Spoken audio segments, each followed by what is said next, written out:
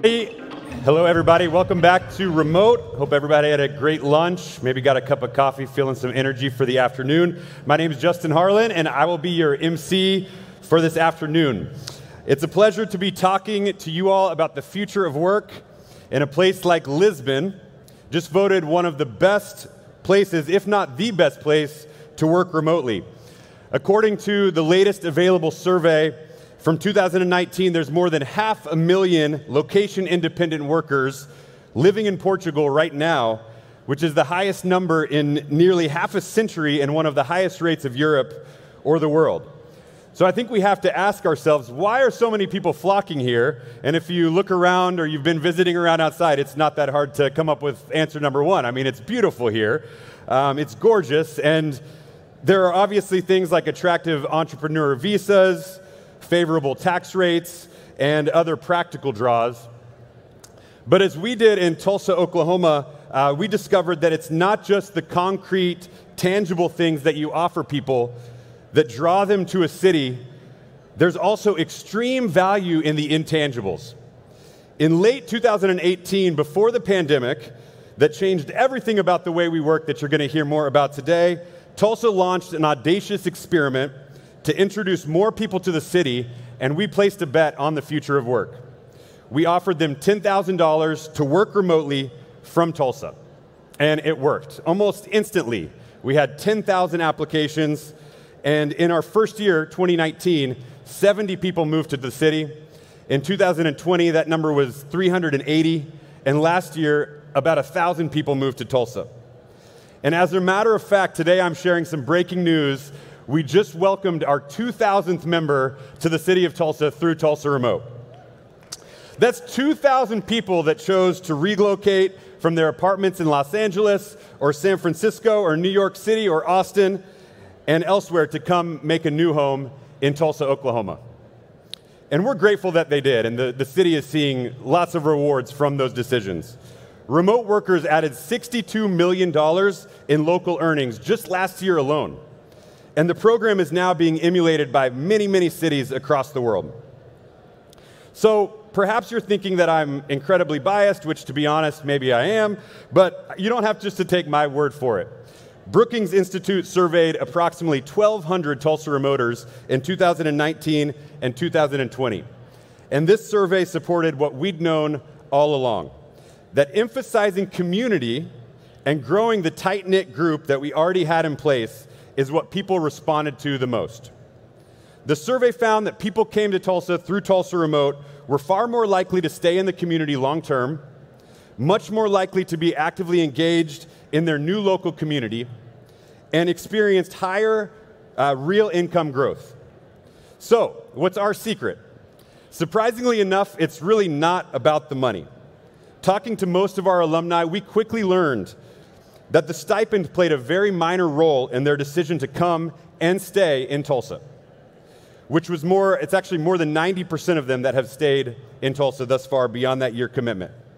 So we have to ask ourselves, what was it then that caused them to stay and made them move? That is one of the most urgent questions that's facing us today, and to understand it is to understand the future of work. So I'd like to offer two key insights before we get started with other speakers today. The first key insight as we begin to answer this question is simply this: talent is king. In the age of remote work, talent has options and they know it. The phenomenon of quiet quitting, people simply walking away from jobs, is all the evidence that we need that people feel much more confident walking away from suboptimal conditions now that they're no longer tethered to one specific geographic location. Anyone who wishes to attract and just as crucially retain the best talent from all around the world is going to have to figure out how to communicate effectively with talent. Back when we were confined to offices, this conversation was almost exclusively about perks. How much compensation you received, whether your office had a gym or a ping pong table or offered free lunches or breakfasts. But in the age of remote work, these conversations have grown much more intricate, much more complicated, and much more meaningful. These days, to retain talent, get ready to talk about life-work balance and be prepared to be very candid about your experiences and your expectations. The good people that you're trying to hire now want to know if they'll be able to take a few hours out midday to care for their kids, or whether they'll be expected to be reachable late night or early morning in the place that they live. These conversations require a greater degree of candor, but manage them well early on, and you will benefit from that. The second insight that I have to offer has to do with diversity. And for far too long, diversity has been one of our most overused terms. We said that we wanted to hire people from different backgrounds, but as long as the job required you to live in a very, very expensive metropolitan area, there was a very, very real limit on who you could actually afford to accept it. So now that so many of us are working remotely, we're seeing the playing field begin to level and truly represent the huge representation of talent across a global market. So the person that you want to hire could be in Cairo or Bangkok or Lisbon, which means that your recruiting efforts should be equally and similarly wide-ranging and cross-cultural and truly diverse. And these two insights aren't disparate. They're intertwined, and together they carry a few handy takeaways for anyone seriously considering what comes next to be competitive in the age of remote work. What must you do to be future-proof? 3 large to-dos come to mind. Number 1, create community. Ask any of our new neighbors in Tulsa what made them relocate, and even more importantly, what made them stay, and they'll say just this. They love living in a city where they feel authentically connected to neighbors and friends. And it's important to remember that working remotely in a global economy doesn't mean that you're just an avatar on a screen. Quite the opposite. It means that you now have more resources to invest in what has always been crucial to people: making a home in a place that feels welcoming, supportive, and livable.